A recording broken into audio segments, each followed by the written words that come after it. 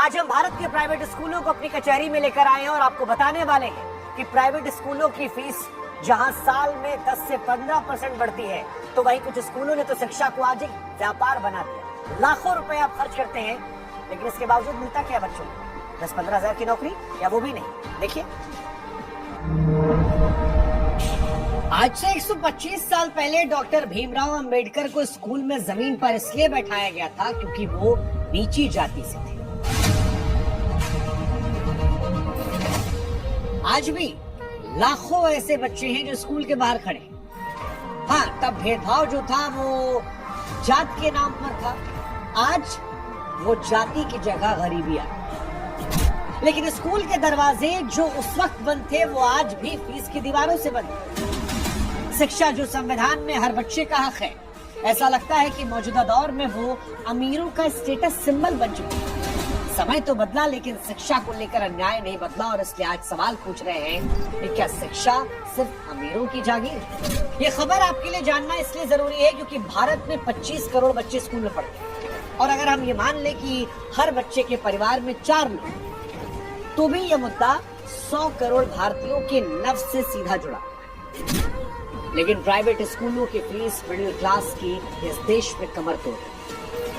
आपको जानकर हैरानी होगी कि एक जूनियर इंजीनियर की साल भर की तनख्वाह 1 साल की फीस में खत्म है। गरीब आदमी के बच्चों के लिए बड़े स्कूलों की चौखट को छूना भी सपना है, और सरकारी स्कूल वो लगता है कि आईसीयू, ना टीचर, ना इमारत सही से, और ना ही किताब। अगर प्राइवेट स्कूल की बात की जाए तो इन दिनों प्राइवेट स्कूल शॉपिंग मॉल की तरह, जिसकी जितनी ज्यादा ब्रांडिंग उतना ज्यादा प्रॉफिट। दाखिला बच्चे की वहां प्रतिभा से नहीं होता, पिता की सैलरी स्लिप से तय।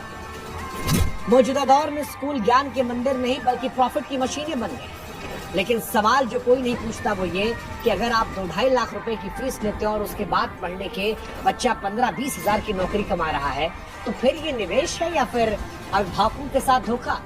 सवाल जो पूछनी चाहिए कि जब नेताजी का बच्चा सरकारी स्कूल में नहीं पढ़ता तो फिर आम आदमी कैसे सरकारी स्कूल में पढ़ सकता?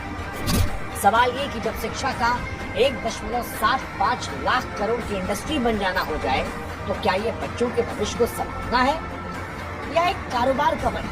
सवाल ये भी कि संविधान का राइट टू एजुकेशन क्या आज हर कागजों में मजाक बनकर है? ये वो सवाल है या कहीं ये वो आग है जो आज हर गरीब बच्चों के सपनों खा रही है। जो कभी अंबेडकर को परेशान कर रही थी, आज वो तमाम बच्चों के सपनों को निगल रही है जो डॉक्टर, इंजीनियर या वैज्ञानिक बनकर इस देश के लिए कुछ करना चाहते हैं। लेकिन उनकी समस्या ये है कि वो गरीब घर में पैदा हुए, और इसीलिए बड़े अफसोस से कहना पड़ रहा है कि आज भी राजा का लड़का ही राजा बन रहा है और गरीब का लड़का गरीब बनकर रह जा रहा है। आज से 47 साल पहले साल 1978 में 74% बच्चे सरकारी स्कूलों में पढ़ते थे, 22% बच्चे सरकारी सहायता प्राप्त स्कूलों में पढ़ते थे, और केवल 4% बच्चे ऐसे थे जो प्राइवेट स्कूल में। तब शिक्षा को सेवा कहा जा रहा था, लेकिन आज 50% बच्चे सरकारी स्कूलों में पढ़ते हैं, 35% प्राइवेट स्कूल में। अभिभावक ये मानते हैं कि सरकारी स्कूल में पढ़ाना बच्चे के भविष्य के साथ समझौता है। माता पिता कर्ज लेते हैं, भूखे रहते हैं, अपने जीवन में समझौता करते हैं, लेकिन तन पेट काट कर बच्चे को प्राइवेट स्कूल में भेजते हैं क्योंकि आज वो मजबूरी है। क्योंकि हमें ये सवाल पूछना पड़ेगा कि क्या हम अपने बच्चों को स्कूल की दहलीज पर वैसे ही खड़ा छोड़ देंगे जैसे आज से सैकड़ों साल पहले अंबेडकर साहब खड़े थे? उस वक्त लड़ाई जात की थी, आज लड़ाई फीस की है, या कहीं फीस से आगे सपनों की है, क्योंकि पढ़ाई संविधान की आत्मा में है। अगर अब नहीं लड़े, अब नहीं पढ़े, तो अगली पीढ़ी जवाब मांगने लायक नहीं बचेगी। हमें ये समझना पड़ेगा कि शिक्षा हक है, ये कोई सौदा नहीं। इसलिए आइए इस कचहरी में हमारे साथ इस आवाज को बुलंद कीजिए और अपने बच्चों के भविष्य को सुरक्षित और सुनिश्चित कीजिए।